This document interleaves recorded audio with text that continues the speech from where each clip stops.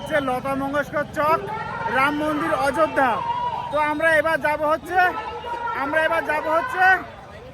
রাম মন্দিরে। তো রাম মন্দির যাওয়ার আগে দু তিনটা আরো মন্দির আছে, হনুমান চক, তারপরে সীতামাইয়াকা ঘাট, এগুলো দেখে তারপরে আমরা যাব। তো ফ্রেন্ডস চলো, তো লতা মঙ্গেশকর চকে এসে আমাদের কিছু ফটো তুললাম।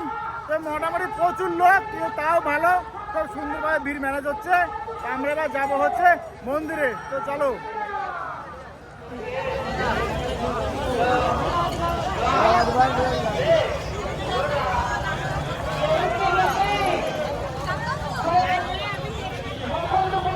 এটা হচ্ছে লতা মঙ্গেশকর চক।